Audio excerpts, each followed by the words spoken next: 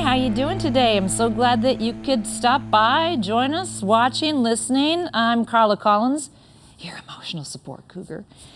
This is, of course, Dr. Zira. It's okay, she's union. I'm the host of Carla Collins Rocks the Elmo, rocks with an X, because, hey, it's crazy and wacky.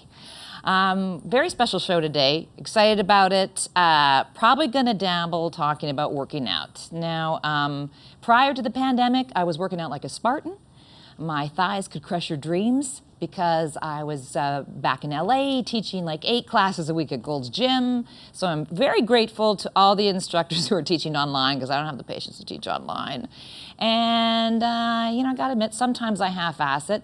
But, everybody's doing what they can to stay safe and sane, so it's like masks and social distancing. But I would also say, keep yourself as healthy as possible. Break up the booze intermittently. And I know personally, since this hit, I have been taking 72 supplements a day, at least. I don't want to paint too much of a picture, but my pee could light up a Vegas strip. I spend every day oh, right. A highlighter didn't just explode. I'm just on a lot of supplements. But I hope you're doing what you can to stay healthy. And I have a guest who I'm really thrilled about. He wears a lot of hats, and not just the beanie or toque that he's wearing today. My guest is Ben Miner. He is a champion of all Canadian comedians, radio host on Sirius XM, both Canada Talks and Just for Laughs. Sirius XM, he has the cannabis show, so I'm just happy he showed up. And he has completely transformed his life. And don't hate him because he's beautiful. This guy's actually having a great pandemic. So let's find out what the secret to a great pandemic is. Ben, how the hell are you? It's so great to see you. I'm great. How are you, buddy? I'm good. It's been a while. It's been a minute. I think it's been a good year, at least. Yeah, I think so, because I'd pop in and do various shows, and now you're hosting all the shows on Sirius XM. So many. I got so many shows. Yeah, I got Comic Stripped on Just for Laughs Canada. I got the Ben and Bilal show every day on Canada Talks. I've got a basketball show called The Basketball Court, which is on hiatus right now. And then I've got my cannabis talk show, Joint Ventures, also on Canada Talks. So, and that's about a year old? Yeah, that one's about a year old. Ben and Bilal's about a year old. And yeah, just busy. Plus stand-up, but that's on pause right now, given everything that's going on. Right. Yeah. So, so when I last left you, I think when we last maybe chatted, you and Bilal, whom I adore, my favorite virgin. Bilal Vakani, shout out. Bilal is the best. He's a sweet little boy. I feel, this is going to sound funny, but at the time, Bilal was producing Todd Shapiro's show, and this is when this was just all happening. And so Bilal said, "Listen, we're not doing any live Todd shows right now, but I could interview you because I was doing comedic meditation, bringing it to Canada for the first time. So this is February." And he was a terrific interviewer. Oh, yeah, Bilal's great. And I remember saying, and then it was almost a day or two later that I found out that you guys were co-hosted together. I'm like, this is perfection. Yeah, it's how it goes. It's things change real quick, and Bilal's a great guy to work with, and yeah, it's been going pretty cool. I've interviewed some real neat people on that show that I wouldn't have otherwise gotten a chance to speak to. Like scientists and like Marsha Brady was super cool. Snow was awesome. I love Snow. We were just talking about getting him on here. Al Roker, we had Al Roker on. So many cool people that it's been a real fun time and a nice departure from just talking to comics. Yeah, because that can almost develop into a neurosis. I know it's adorable to always just talk to us, but every now and then you got to bust it up. Do you have a favorite interview? Do you think where you're like, man? Or one that surprised you maybe the most? Yeah, well, the Snow last week just made me giggle. He was so quick and so sharp. He was very, very funny. Other than that, Pam Palmer's awesome. She's an attorney. She's like a doctor of law, so she's technically a doctor-lawyer. So like every Jewish mom's dream. She's rad, and she's super smart. I've really had a chance to speak to some cool people and educate myself. Like Bruce Sellery, who's one of my colleagues at Canada Talks. He comes on the show and talks finance every week. Now I understand some finance stuff.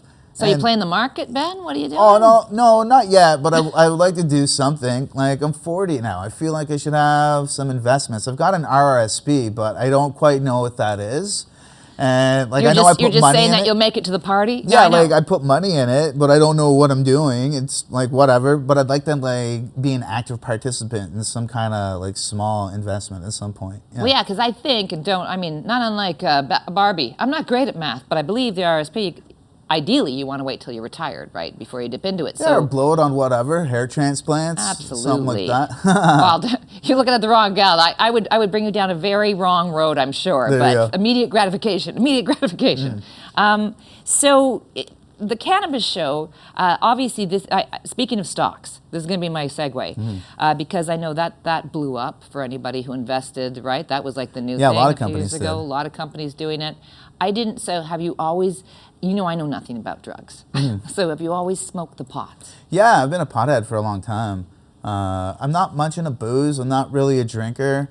Like, I'll have like a nice glass of whiskey or scotch, but like my girlfriend's seen me drunk maybe twice, 3 times in like 9 months together. Right. So I'm not really a drinker. Yeah, I like cannabis. And what does it do for you? Does it mellow you out? Does it help you sleep? Like, what would you say are its best effects on you? Yeah, it definitely mellows me out. Like, I don't think I'm a jerk. Like, I don't think I'm a jerk generally, but I think it allows me to allow other people to be jerks with me on occasion. I like that. Like, just functioning in the world where you just you get a little bit more like empathetic towards people, and I find sometimes I get a bit of focus with it. Yeah, like working out sometimes where I could just like zone out on this, like reps or sets and just lock in a form and have a good time with it. Yeah. So cannabis is like that. It's the equivalent to like booze goggles, right? You just hang on. Let me just have a little toke. Not oh yeah, you're quite. so much more easy to deal with. Yeah, I wouldn't say quite that drastic. It just gives me a second to pause. Like I'm not so reactionary. And I'm a volatile little dude. I'm French Canadian. I get worked out pretty easy, so it's best that I chill out a bit. We're in the same gang. Yeah, we are. It's Sault Ste. Marie, right? That's right. Yeah. And I know that we bonded on a couple things. Both having the frog backgrounds, being French Canadian.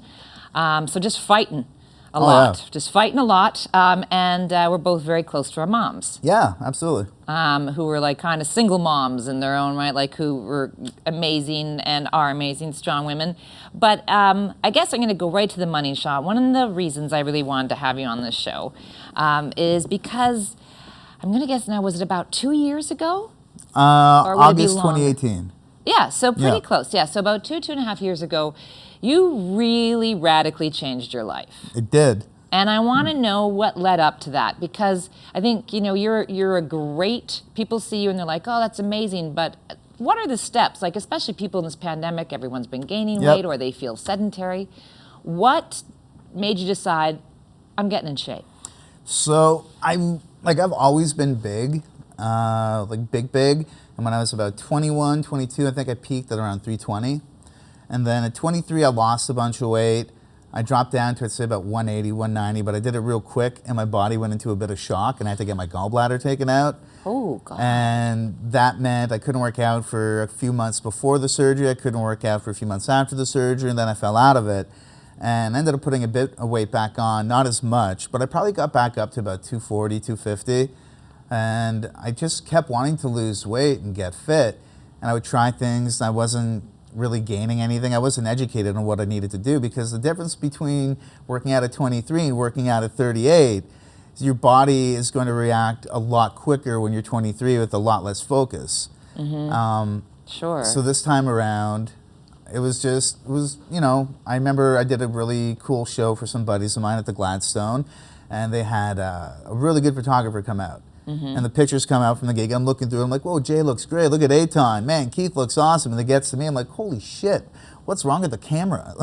But I knew this is a great photographer. There's no truer lens. And I wasn't happy with how I looked. And I just got a big check for like a thing I had done.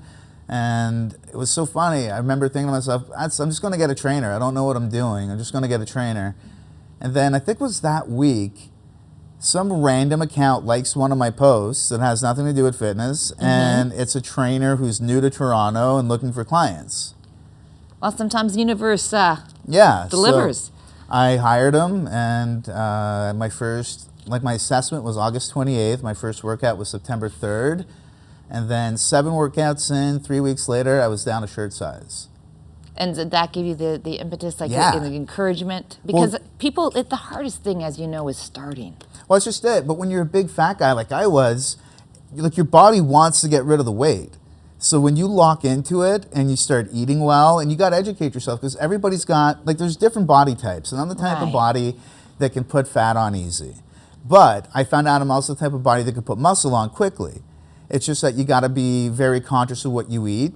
And it is what it is. It's not necessarily fair that I can't eat delicious sandwiches or, Because you're a chef as well, if yeah. I'm not mistaken. Well, I'm not like a trained chef, but I can seem cook. like it. Yeah. You make some pretty amazing meals. Well, I was on MasterChef, but that's not like for chefs. Yeah. Right. So for you, what do you think? I mean, everyone's looking for a magic bullet, and I know firsthand there isn't one, but what was the combo for you nutrition-wise and workout-wise? Obviously weights, if you put on the muscle. Yeah, but the weights came 6 weeks into working out. So I started off, and that's what everybody thinks, is that like I went hard really quick. That's not the case. Because when you're out of shape, if you do that, you're going to get hurt. You can injure yourself, Yeah, and then you're done. Exactly. Or you'll be discouraged. And there's also like a little bit of like shame that comes in, you're a big guy in the gym because like things don't fit where they should. You're jiggly, you're wobbly, you worry about stuff popping out. It's just... And there's a whole gym mentality. At least I did. And having a trainer and going to a training gym eliminated that because most people were in the same boat. They were looking to get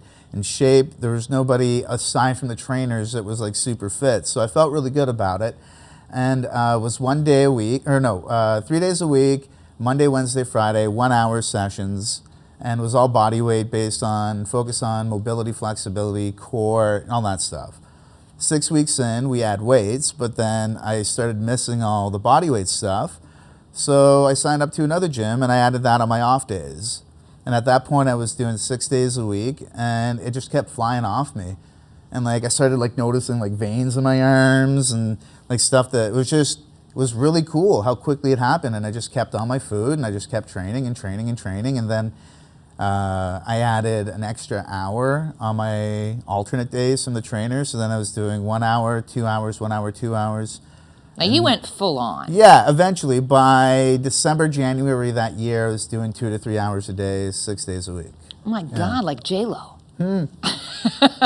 It was a weird simile, I grant you, but... I get that all the time, Carla. Please, get a little more original, again, with the J-Lo. So what about the diet? Because I gotta tell you that in the last 2 months, I've become vegan. And that's, I'm usually vegetarian or pescatarian or, I know, Episcopalian, whatever. I just strictly eat Episcopalian people. But so I've gone vegan because I love the animals and I want to try this out. And right now I just feel like I'm breaking out and I'm really farty. Yeah. But I feel like, so you have to stick with things for a bit, right? Because your body's making the change. What diet did you, because diet's so big in this. Yeah, I mean, I just cut out shitty food. I cut out junk food. I cut out pop. I cut out wheat for the most part. And it's really an issue with wheat in North America because when I was on tour in the UK, I ate wheat every day as a test because I know that they've got a different food thing, right? Governance. Yeah. And I came back leaner and I was working out less. There's a lot of chemicals. It's like we got this crazy Monsanto wheat, and some of us we just can't eat it, man. Like, it's not like it makes me sick, but it makes me unhealthy. I don't think it's good for any humans, to be honest. It's delicious. Maybe some it's people so tolerate it. Man, I'm French. You know how much I love bread? Baguettes? Yeah, just like a nice slice of bread with thick crust and some butter on it. It's delicious. And I'll still have it occasionally. But I went like a good while where I just stayed away from all wheat.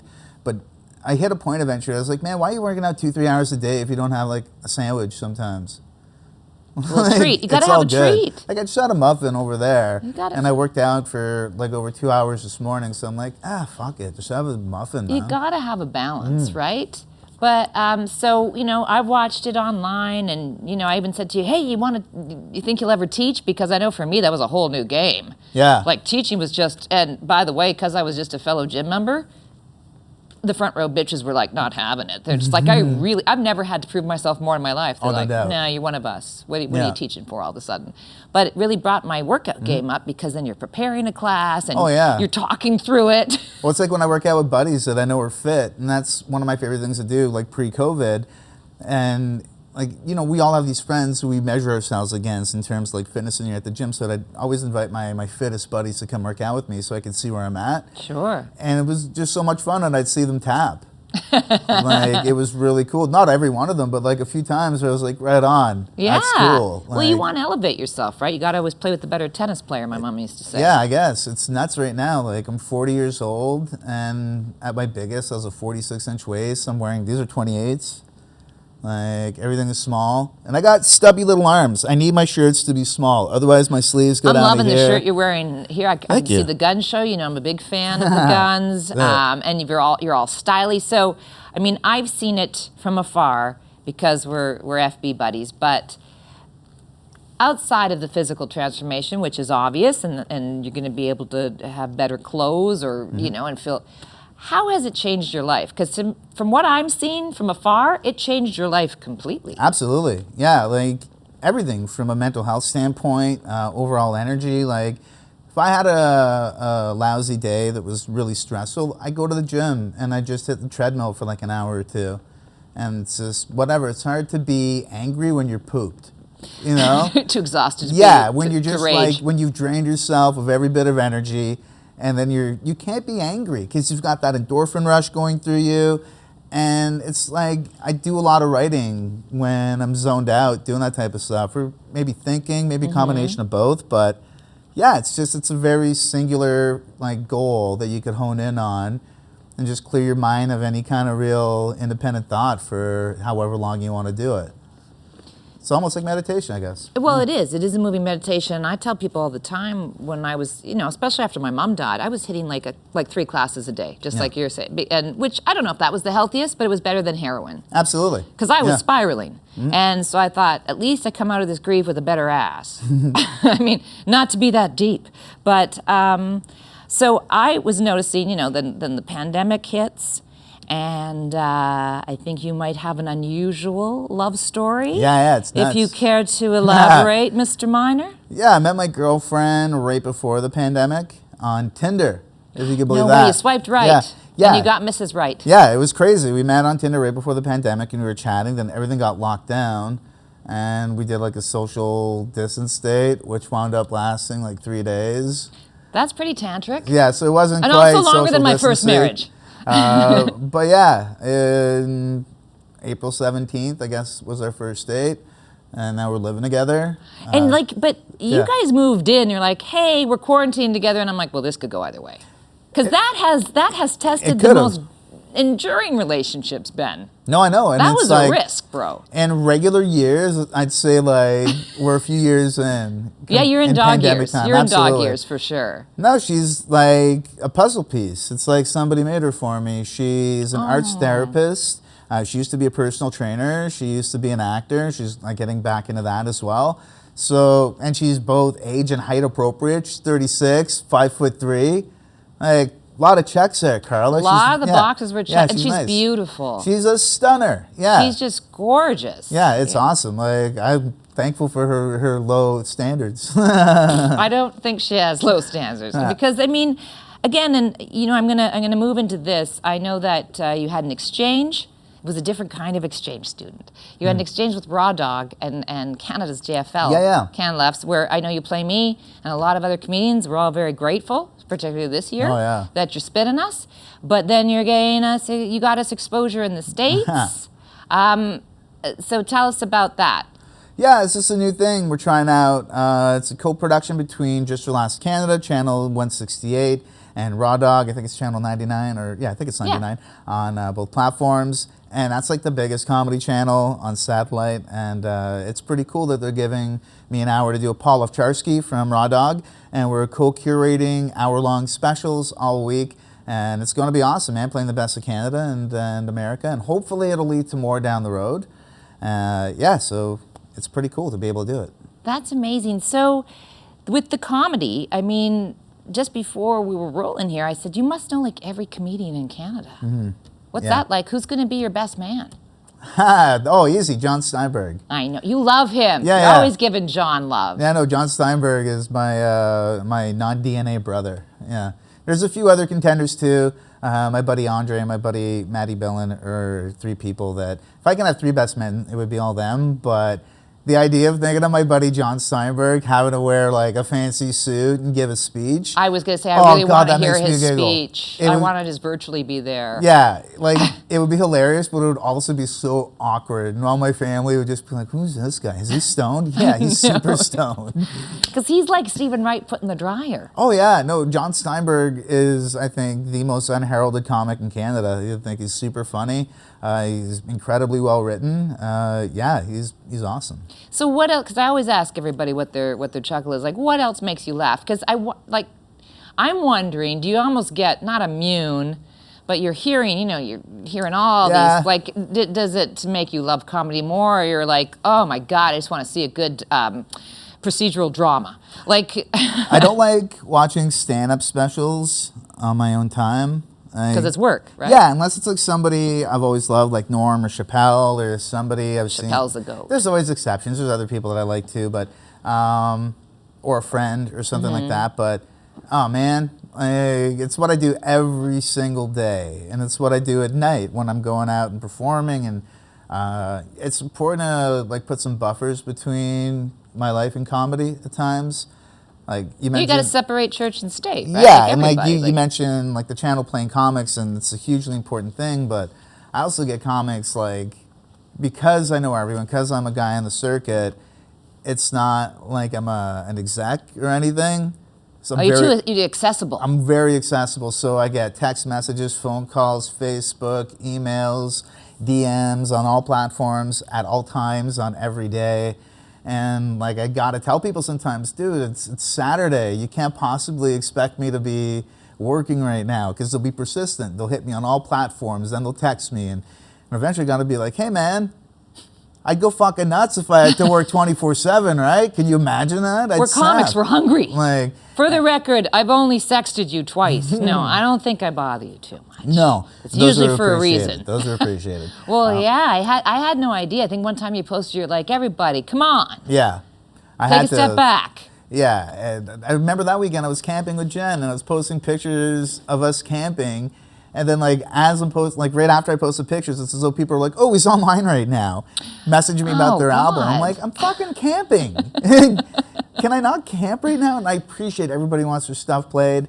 But yeah, I'm super, super accessible. And I've always looked at it as like, we got a guy on the inside, right? It's like a comic who's in a position to help other comedians. Sure. Because you know that there's a great divide often between executives. You know this from radio. Yeah. And doing and producing shows. It's hard to get a hold of them and know who's doing what. And they have a certain idea of what funny is, which generally, when they're wearing a suit, not that funny. I don't impose my personal taste on anything that I play. So how do you remain objective like that? Is the audio good? Are they doing their own shit? Are they killing? Really? Is there people doing other people's shit? Occasionally you get something where you're like, okay, that's pretty close to so-and-so. And I mean, that's because I've watched every comic. Right. So sometimes I'll be like, yeah, it's pretty close. But it's very, very rare. But yeah, is the audio good? Are they doing their own shit? And are they smashing? Right? So, and then like other little things, like are they, being horrible or whatever. But like the big three checks are audio, material, and are they smashing? And if I don't think it's funny, but it's a recording of a room full of 200 people disagreeing with me, who am I to say like, sorry, but you're all wrong? Fuck it, I'm wrong right now. It's just not for me. And I don't think I'm there to impose my taste. I'm there to acknowledge who's good at their job. That's fascinating because look, I think a lot of things are subjective. I think lawyering is probably very subjective. We just don't think about it. But comedy, it's the most. Is really. There's no measurable components of it. Except for, as you say, are a lot of people enjoy, like a lot of times when people ask me about someone, because I'm an easy room. Like I'm not a dick. I laugh at everything from the Three Stooges to, the most erudite, smartest guy. And I do, of course, think Chappelle is the GOAT, but that's just who I currently love, right? Yeah. Like, and always have. So did my mom. I still have she got me all the DVDs about her show, and I'm like, this is a mom who knows her daughter. But whenever somebody asks me about someone, and I'm like, even if it makes me cringe, I'm like, I respect them because maybe they've had all kinds of success, or tampon jokes aren't my scene, but if a lot of women are like, I really love her, she's a champ, you know, great. You've I got got no to problem acknowledge saying it. a comic's a great comic if I don't find them funny. I So have that's no a problem good, with that's that. something to distinguish, right? Somebody Well, yeah. can be great even though he's not blowing your skirt up. It's not the Ben Miner channel. It's a channel to play every When are we going to comic. get the Ben Miner channel? I Might feel as like well. that's got to be the only natural progression after this. I mean, you're on every 4 other shows, show. so, Exactly. And so, so I know that about you, and you're working in comedy all the time. So let me ask you, how do you unwind? Like what? You know, what do you do for? What's your? How can I most cheesily put this? Because I think that you'll appreciate it. Like, what's your soul chin up? I'm trying to use like workout Probably cooking. terms. Probably cooking, and been getting back into art because my girlfriend's got all the art supplies for her practice. And I went to an arts high school in Ottawa. I entered an animation studio when I was a kid. I used to be know this. Yeah, really into visual arts, and then I just kind of got away from it eventually. And it's been really fun getting back into it because it's all there, like every kind of paint I can imagine, canvases. So and therapeutic. Yeah, too. yeah. So that's been really fun, but cooking probably more so. Because, you know, I would cook for myself before, but I get the feel bads if I made something really fancy. I'd be like, come on, like, get over yourself. And then you can't really make, like, a single serving of something really good. It's impossible. Like, it's soup. Like, you look at soup. You can't make one bowl of soup. You got to make soup for fucking weeks or days. Like, You've got to open up a soup yeah, kitchen. then you got to, like, freeze all the soup. And it's like, with 2 people, you go through stuff quicker. And you have someone to cook for. yeah, You've it's got an nice. audience, It's for lack of a nice. better term, Yeah. right? You've got someone and who can appreciate it's a way to it. show someone you care about them, right? And I've often enjoyed cooking for friends, and all my friends will tell you that I've gone to their place and made them beautiful meals, and it's nice to be able to do that like every day. Yeah. Because do you associate cooking with love? Is that a way to show love? I think so. Yeah. And is that something you got from your mom? My or grandmother. your My mom grandmother? was not the greatest Do you cook call growing your up. grandma your mamere? Yeah, my mare. Yeah? Well, I was shortening it to Love it. Mare. It was just Aw. Mare. Bernadette Minor, the original B minor. Oh, She was- I'm like the Grinch. My heart's growing through Oh, sizes. she was great. Like, my mom was not the greatest cook growing up. See, same with me. Yeah, it was but my mamere. My grandmother, my mamere was the greatest cook. Like, every Sunday, everybody would get together. My Uncle Ray, my cousins, other aunts and uncles, my mom and I, we'd all get together at my grandmother's and it'd be like a nice big meal. And she was just the greatest. And I remember she would fool me too when I was a kid. I remember one day, I forget what it was that she made me for dinner, but there was fries on it. And I had a glass of 7-Up. And I was laying on the floor in front of the TV with the plate in front of me, and I accidentally knocked the 7-Up into my fries. And I started crying, and my mamere walks up, she goes, "Have you never had 7-Up and fries before?" It's pas mal bon. And I was like, Pas mal bon, esti. yeah, I was like, really? And then I just started eating. I'm like, this is good. And now as an adult, I'm like, she just didn't want to cook another meal. And yeah, it was Oh, I fun love lady. it. Who's had the most influence on you? In my life, my Uncle Ray, my mom, my grandmother, Kenny Robinson, Love Tom the Godfather. Steinberg as well, my buddy Andre, my buddy Matty, tons of people. Like, my buddy Matt Klink, who passed away some time ago. He's a big deal in me. Yeah, I've been lucky. I think I've been very lucky to have known some pretty cool people. I'm a cheeseball French guy. I'm very Who are you fortunate. talking to? Yeah. I'm a cheeseball French guy. Twinsies. Learned to tuck Yeah. really well. So you lost a friend. Must have been pretty young. Yeah, he was probably about 35 at the time. He was a Canadian filmmaker that was murdered in Belize. Jeez. Yeah, and he was... Oh yeah, I know him. Yes. Yeah, Matthew Klink. YB Normal, a He whole bunch did of stuff. incredible stuff. He was awesome. He was like, at times I suspected he was a spy because his life was incredible. Like, he lived in China and Right? Vietnam, South America. He was always doing really, really cool things, and you never question, like, what have you been up to, man? He's like, oh, I was in China doing a documentary on blah, blah, blah. You're like, yeah, of course you were. This is what you do. And you're like, last week I parted my hair on the left. Like, I never know what Yeah. to say when No, someone's like, like, I've he been was- rappelling down the sides of buildings. Oh, cool. He was I've just started larger than life. rollerblading. Exactly. He was one of these people where when you hung out with him, it was just like, holy crap. You're like another level of human being. And I mean, I remember finding out he had been tested as a kid for his IQ, and it was like off the charts, and just one of these like rare people. And Just here to shine bright for a small amount. But look yeah. what he did in his 35 years. Right? It was nuts. And I mean, he literally started the film scene in Belize. He shot their first TV show. CSI was coming to town because of him. He shot a movie that, like, it had to be hard for him to be interested. And it was cool. And he was one of these dudes when, again, I always like to measure myself against my friends. And he was someone I was like, man, Matt had a TV show on the Comedy Network at 18. I'm lazy. Then as an adult, you're like, no, you weren't lazy. That's absurd for somebody to have a TV show on at 18 years old.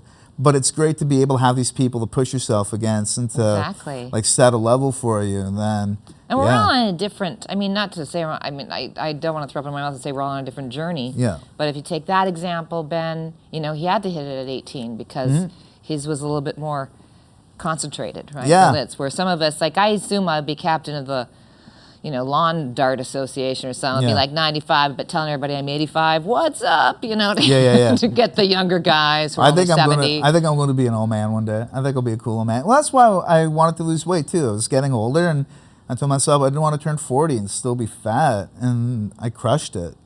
And now, like, I'm fit. Like, it's nuts. I could do like handstands, and I could like today I did tons of stuff. I did chest, and I did back, and I did a whole bunch of bodyweight stuff, and yeah, it's so cool. It's pretty inspirational. I'm going to give you the last word here, your big closer. First of all, before I do, I want to say thank you for everything you do to Canadian comics against their will, if they're lucky. You do 4 Canadian comics. It's a tough gig, as you know. Everything I do is out of spite, Carla. Exactly. Oh, I always say when something goes wrong, I'm like basically like that character in Cape Fear, right? Like depending what. I'm De Niro just working out, getting tattoos, and plotting my revenge. But the nice thing is that things start to happen, and that falls away, right? As you said, you get rid of that rage through you focus it. Like for me, it was coming up on the scene and having all these defeated comics just tell me, like, I remember I'm 18 years old and I've got ideas, and well, what if we do this? Oh, it wouldn't work. Oh, we're just jukeboxes. We're here to sell booze. And that's a quote that got burned into my brain a couple years into stand-up. And I just remember looking at that guy and being like, fuck you. No fucking way. And then like, why don't we have a Juno? Oh, because nobody gives a shit.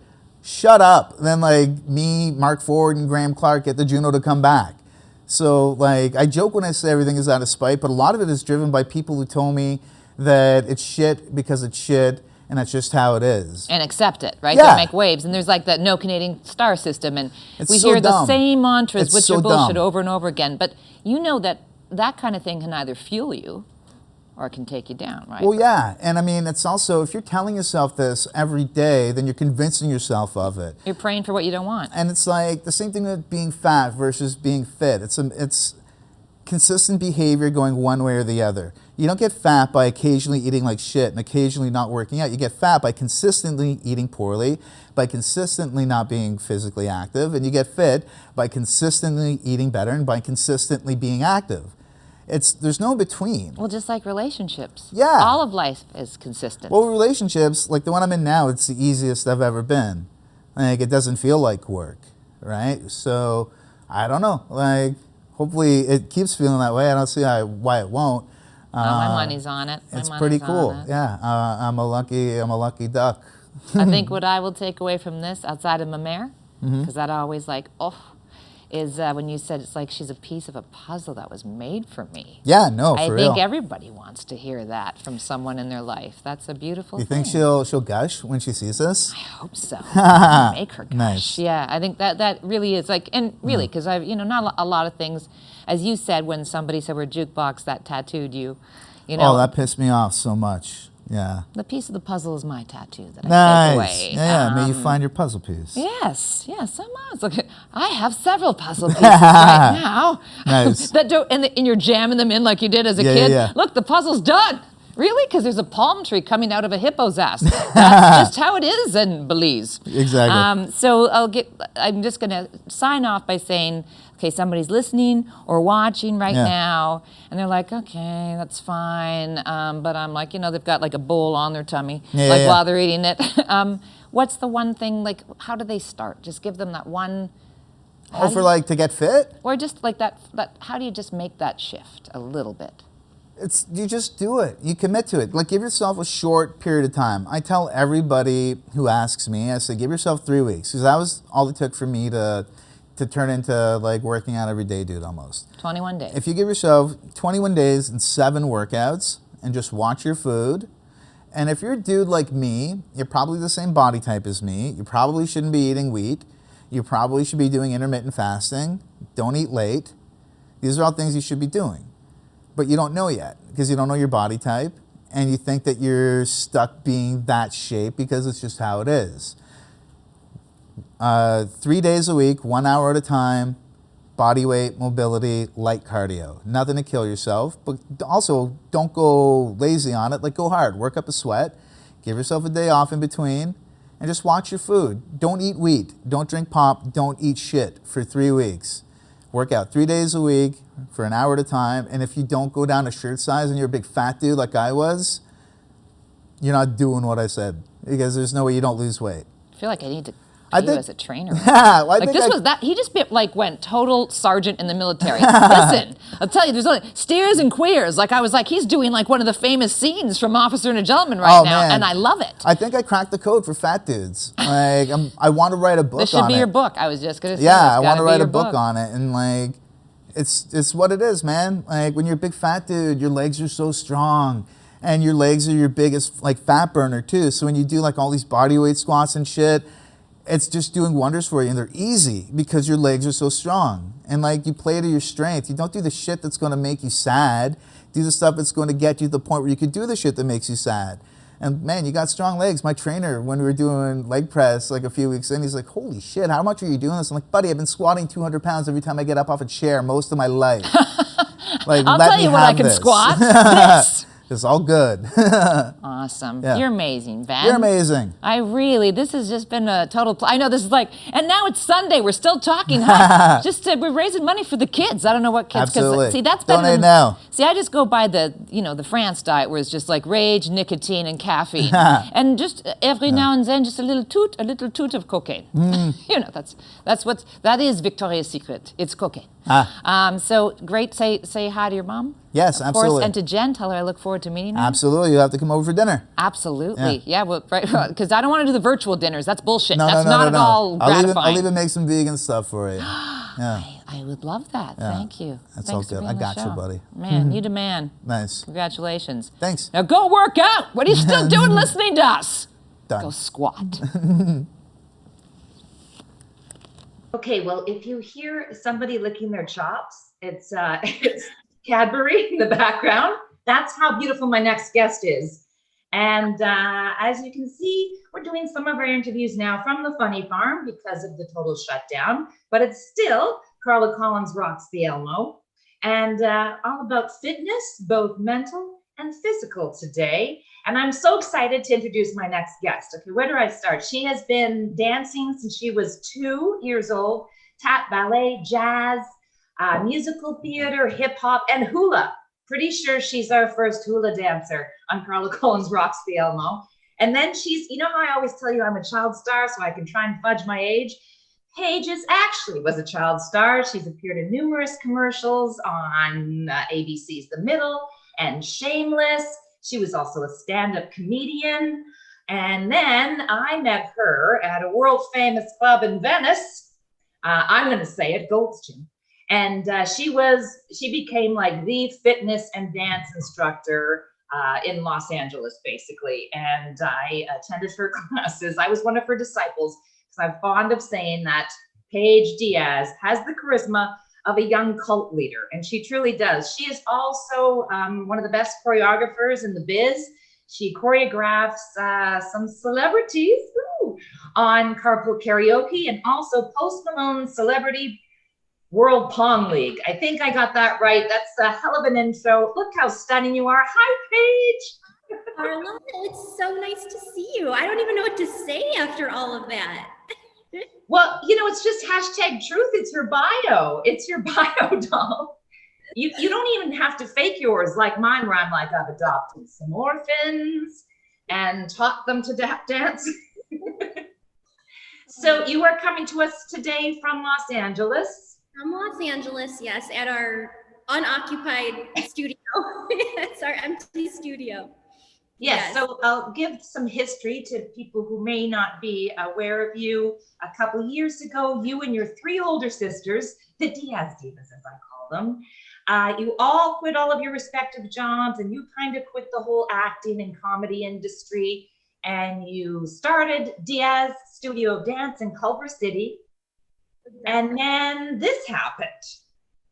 And then this happened and threw us a huge curveball. So we were in our 2nd year of the studio when the pandemic hit. And it was like right at that time where we were like lifting off the ground, you know, it was like we finally found our groove, and then it was, you know, this happened. But I'm a firm believer that everything happens for a reason, and we found a new groove. We found a new groove, and we're grooving outside and online now. You sure? And I want to say right up front, full disclosure, I am a Diaz Studio of Dance subscriber.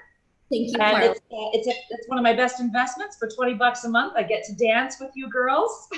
Well, we're happy you're there. Even though I can't see you, it's nice to know you're watching, that someone's out there watching, honestly. Well, I mean, I have to say, from the moment I first met you, you've always had this extraordinarily positive attitude, optimist. I started going to your classes when my mom had just passed, and sometimes I'm like, she's just too perky. Just keep talking. So I'm sure you were thinking, who's this blonde bitch at the back? I wasn't at the back. I was one of the front row divas. But what I always found so remarkable, Paige, is if you're a phenomenal dancer, and as I said, you're a terrific teacher, but talk to us about choreographing, because and then we'll get back into the pandemic, but sometimes the teacher would call in sick, and within 5 minutes you had some Janet Jackson worthy, you know, piece of choreography that we all desperately struggled to learn. Well, thank you. That is so nice. It's honestly just experience and doing it forever. I'll find myself driving in the car and a song comes on and I'm suddenly like driving 5 miles per hour because I just came up with a dance in my head, and I'm like, focus. So we call that choreography. But yeah, it's truly just turning on the music and moving and trying to remember what your body did.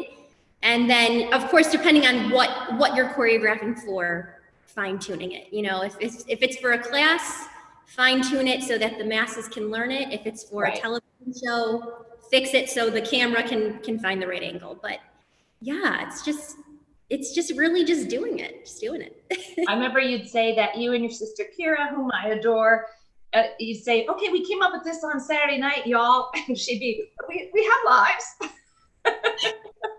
You can't turn it off. I mean, it's probably like you with comedy. There's just you just can't turn it off sometimes. So, well, you know that from having to sit through my various smartass comments during your class, and you say, "Here's the sexiest position, Paige," and you're like, "Okay, thank you, Carla." Yeah, Carla, she was the entertainment. So, okay, wet everybody's beaks. You know, everyone's just dying to hear about some of the celebrities you've worked with and what they were like to teach to dance, because that's a whole other level. So do you have a couple stories you can throw down? One of the most probably intimidating, I wasn't teaching him to dance, but I was choreographing dancers to dance around him, was Neil Patrick Harris. Just because, I mean, he is Neil Patrick Harris, you know, and Tyler Perry was there too. This was on Carpool Karaoke.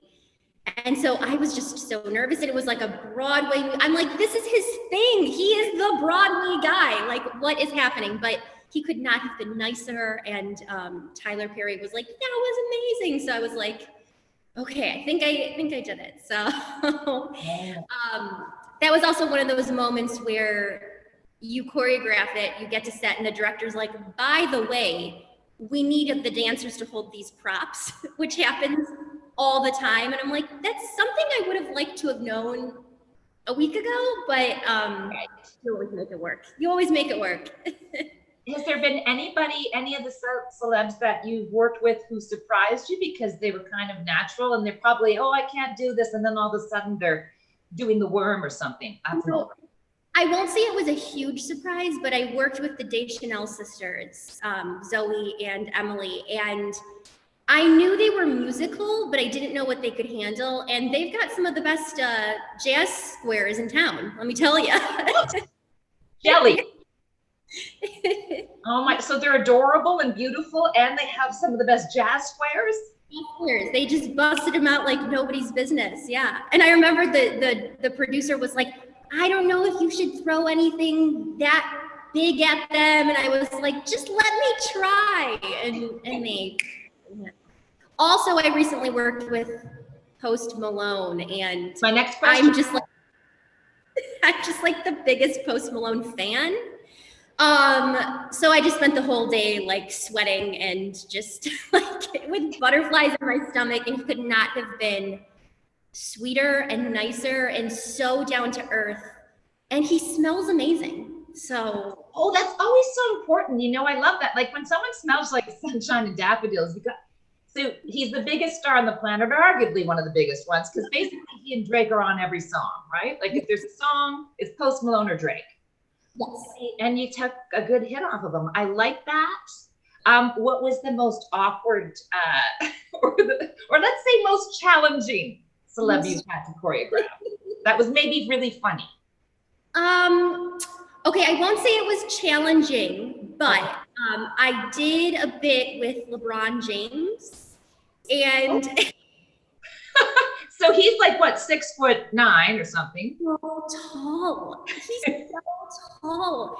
And we were at the Staples Center, and I was choreographing like all of these, cheerleaders around him, and it was just like I literally just had to say like, okay, walk from this point to this point, and then just like wave in a circle. Like that was the extent of what I gave him. And it wasn't awkward. I was just like, you're so tall. How do I tell you what to do? Like, it was just like intimidating, honestly. But James, he's the number, you're working with all the ultimates, right? Like Post Malone, and LeBron James is the greatest athlete right now on the planet. Well, him and my boy Tom Brady, don't hate. So yeah, it would be, but you strike me as someone who doesn't get intimidated though very easily. I think I'm good at faking it. I'm good at faking it.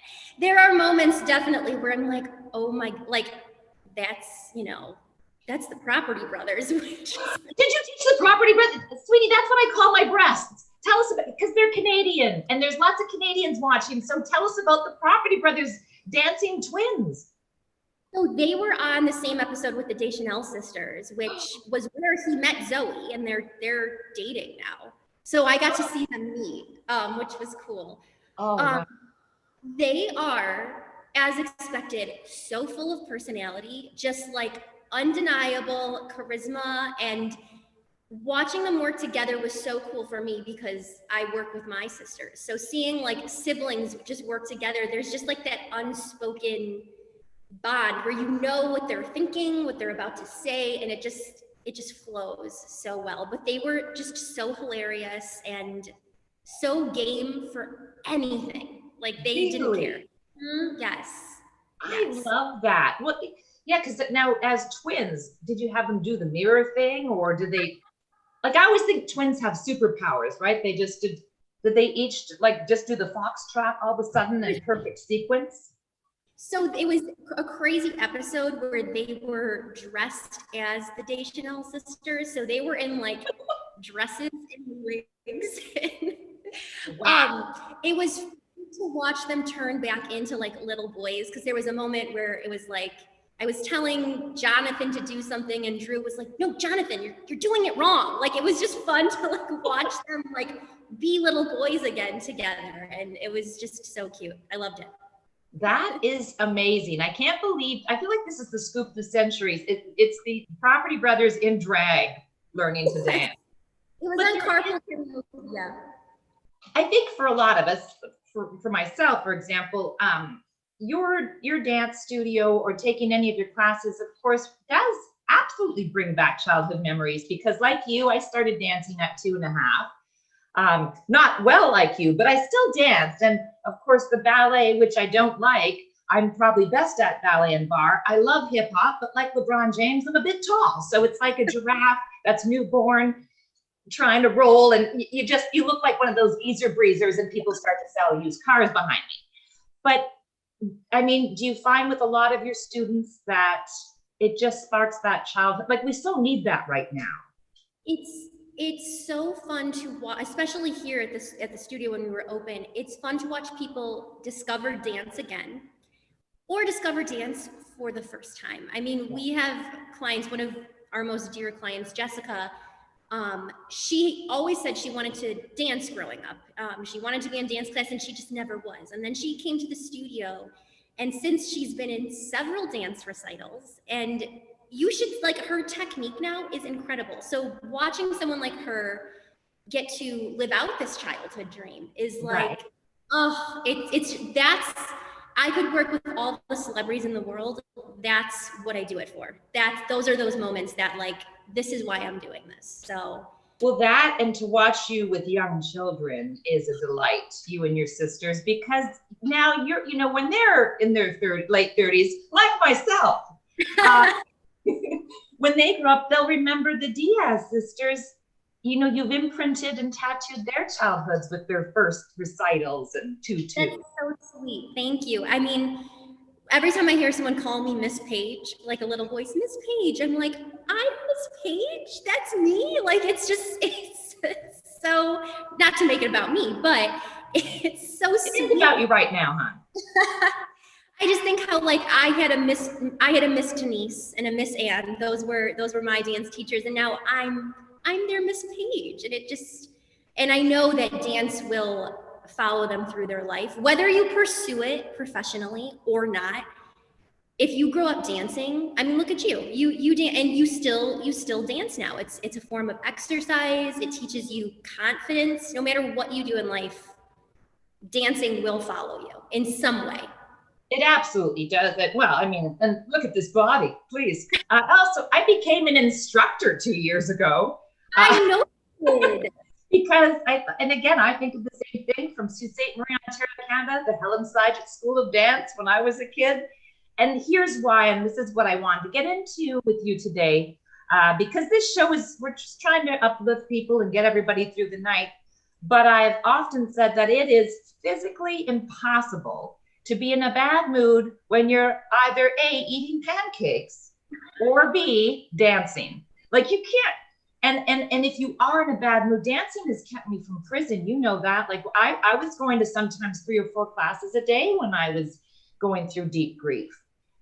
Right? I mean, so what do you tell everybody right now going through this pandemic about the benefits psychologically and emotionally of dance?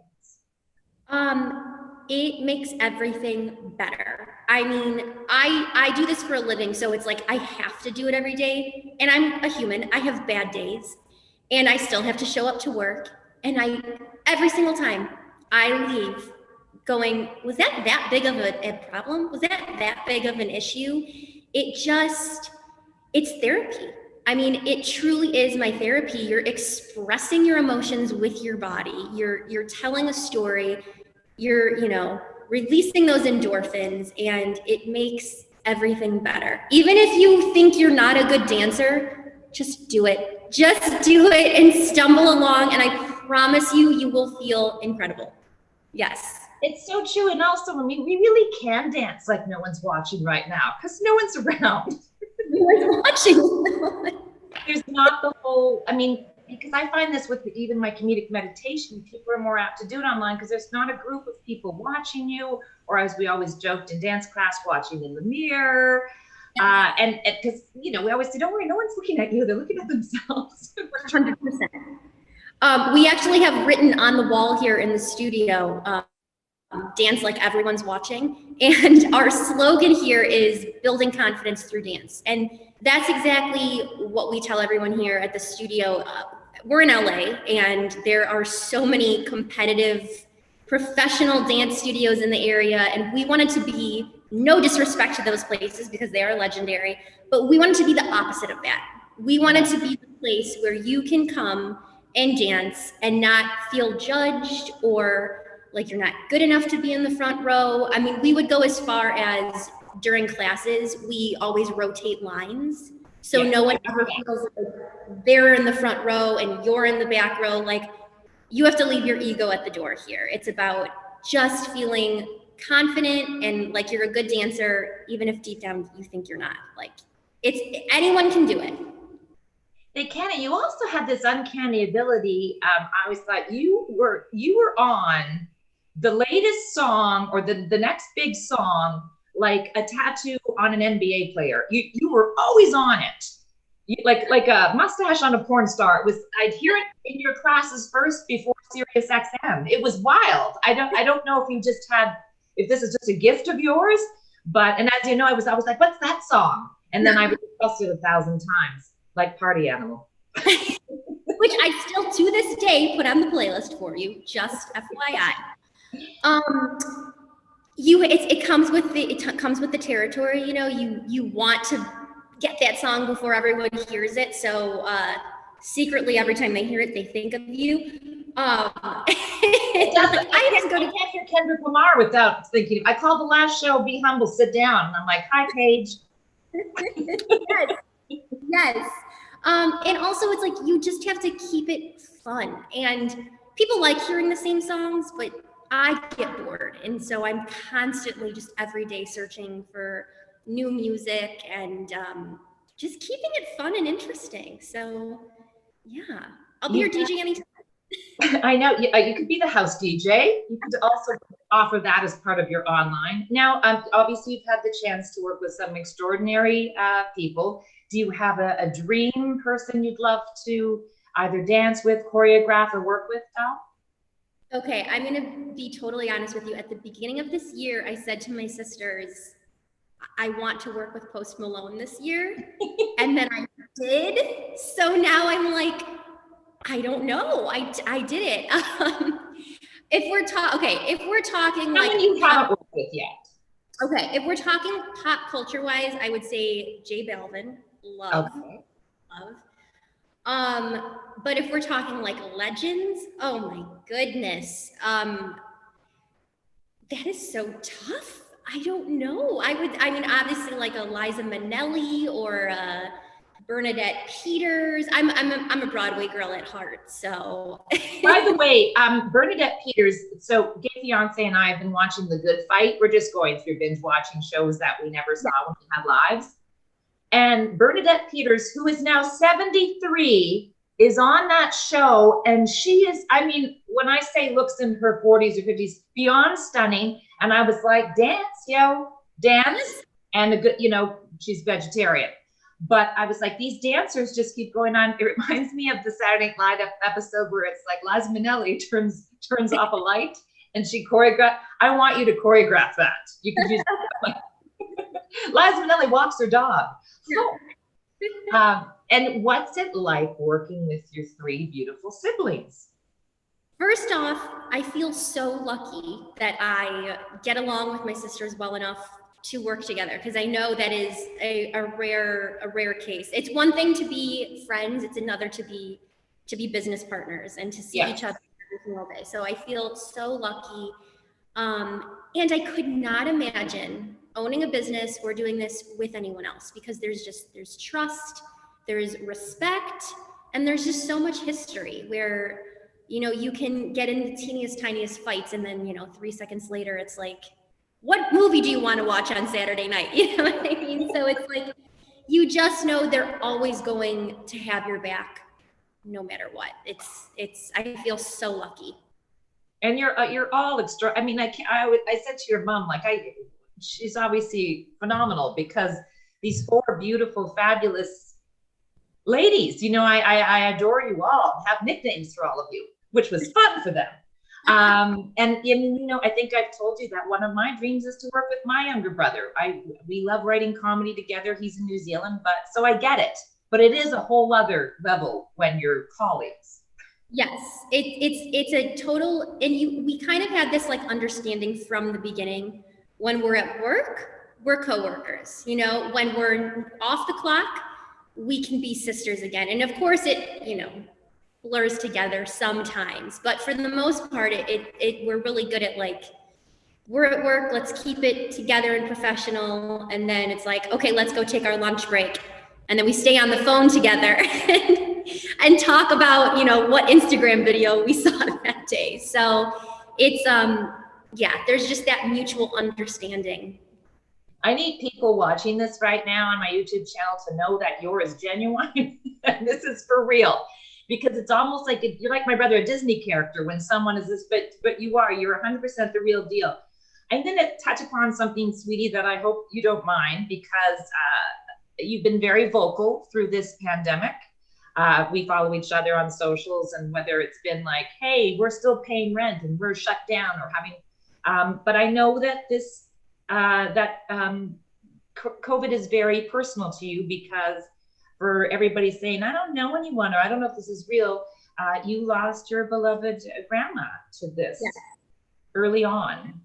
And it was right at the beginning. I believe it was in March. Right at the beginning of the pandemic, where nobody knew anything about it, really. I mean, we thought we did, but nobody understood. And so from the beginning, it has been personal to all of us. And we, you know, we voluntarily closed our studio in the beginning before it was even mandated, because right off the bat, we understood. We're like, this is real and this is serious. And we didn't even understand yet that masks were going to become a political thing, or just the mutual respect of quarantining was going to become a political thing. So it was like a whirlwind, you know, dealing with life-changing Grandma Rose, you know, passing away.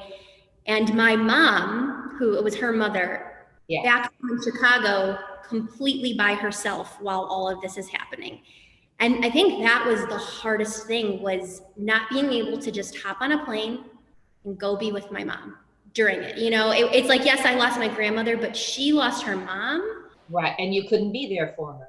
Couldn't be there, and she was completely alone and isolated. She lived alone. So that was just the hardest and most devastating part of all of it. And then I would go on Instagram and see people in Tulum, people on vacation in Tulum, and I'm like, I can't even be with my mom right now, and you're, you know, diving at the C notes. Like, what is even life right now? So wear a mask.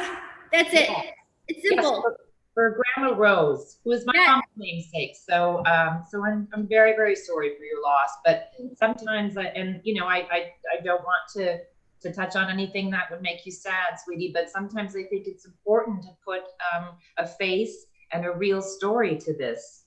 Absolutely. And if you know anything about me, Carla, it's I don't know how to keep my mouth shut. So I am happy to speak out. I mean, that has been me this entire year, just vocal about everything. And I did it for Grandma Rose, 100%. I spoke out about everything for her. It was, you know, she lost her life because people were being senseless and not wearing masks. And, you know, the least I could do is just be vocal about it for her. So.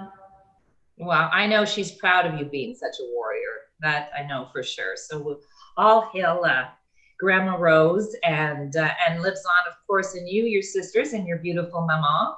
So usually I like to give the last word to my beautiful guests like you. And I know you said like your hair is different. You said you've had bangs through the pandemic. You've cut 8 inches off your hair. What else? You know, just like doing whatever to keep myself busy and not bored. And like you, binge watching a lot of television and dancing. I don't know, and I'm not just saying this because it's my job and my business. Like, I don't know if I would have made it through all of this without dancing every day. It's been a lifesaver. And, you know, our clients were such a big part of our life. We would see these people every day. They would stay here for 4 hours every night. So being able to still connect with them, whether it's virtually or at our outdoor studio now, has been everything, because it makes things feel somewhat normal again to still communicate with the people you did before. So, and it took a while to get there. It wasn't like, you know, we shut down March 13th and March 14th. It was like, hey, let's Zoom together. I didn't even know what Zoom was. But it took a while to get there, but now I feel like we're really in a groove, and it's like, we need people. We need people. So other than obviously dancing, do you have any other advice for us going through this that's helped? You know, my first instinct is stay positive, but at the same time, cry when you need to. You know, if you're feeling sad, feel sad. Don't try to force positivity, because that's just unhealthy, and it's not good for you. You know, you need to feel those waves, and also eat what you want to eat. Like, honestly, that's the one thing during all of this. I'm a vegetarian as well, but I have eaten more cookies during all of this, and I'm not making myself feel badly for it, because we're in survival mode right now. Even though we've been doing this for almost a year, we're still in survival mode. This is not normal. So, you know, do what you dance it off. You can dance it off, though. You've got a plan. Do what makes you feel good and what makes you feel happy in the moment, because we just need more pockets of joy right now. I think you're a pocket of joy, young lady. Thank you. Oh my goodness, it's so great to see your beyond beautiful face and talk to you. And I appreciate, where can people find you if they want to do like me, no matter where they're watching or listening to this, they could be dancing. You could be dancing. Like the BG said, you should be dancing. So just our website, diazstudioofdance.com. All of the information is on there. We have an on-demand channel for adults. Like you said, it's $20 a month, and you get 3 new videos every single week. And there's something for everyone. We have follow along, we have choreography, and we have a ballet-inspired bar Pilates class to keep you in shape. And if you're in Los Angeles, we offer outdoor in-person classes for adults and children starting at age 3. So it's all on diazstudioofdance.com, and give it a try. Even if you think you can't, I don't care if you're the most manly man in the world. It's fun. It's fun. It just is. It's the time to do it, because you're by yourself at home, most likely. Yes, exactly. So yeah, just get up there, get your village people on, just rock out. And there's nothing sexier than a man who can dance. Couldn't agree more. That's such, and I'll tell you, even if you can't dance, I always say yes when any dude asks me to dance, and it's so many bonus points. Yes. When you don't have a guy saying, no, I won't do it. And just dance. I would get up and dance at a garage sale. Just dance. Here's the thing. I'm going to hit the dance floor with or without you. So I suggest you get out there with me. That's what I always say. Oh, you're so wonderful. I feel like I'm going to do my best Mark Wahlberg impressions. Say hello to your mother for me. Say hello to your sisters and your mother for me. I will, and they all love you and say hello. And they were so excited I was doing this today, because I'm going to take a moment to say something about you. You are the most incredible, just inspiring, wonderful, most hilarious human beings on the planet. Talk about charisma. Like, hello. You are the true cult leader, Carla. Honestly, you're magnetic. That's the only way to describe you. You are magnetic. Thank you. I am magnetic to all men over 90, so I'll take it. Anyway, I can't wait for the day when I play your mom in a sitcom. Crap. Anyway, thank you, beautiful inside and out, Paige Diaz. I appreciate you taking this time to talk to us today on Carla Collins Rocks Elmo. And next time, why don't we do a whole, a Diaz foursome, and maybe we'll do a little, you guys can show us doing a dance or something for a future episode? Yes, absolutely. And I'll be in the background doing it. Obviously, it'll be the party animal. All right, sweetie, love you. Thank you so much. Love you. Bye. Bye, Paige.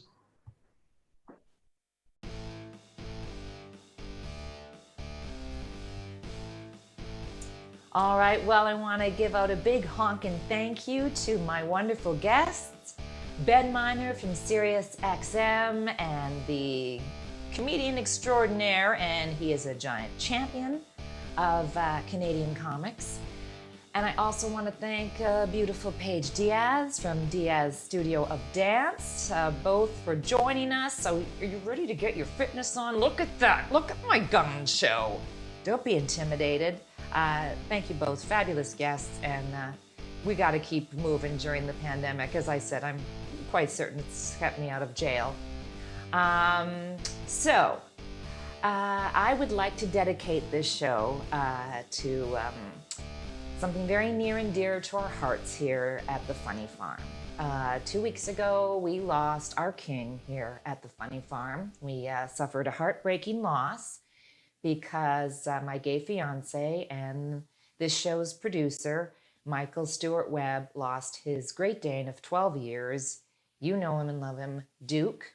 I often have done Facebook Lives and many shows and many podcasts from Studio Duke, lying in bed with him, as Duke was not able to walk the last few months. And yes, it happened very suddenly. And so Duke has gone off to the Rainbow Bridge. So we want to dedicate this show to Duke, whom was very loved by his dads, Michael and Ron, and by his late-in-life girlfriend.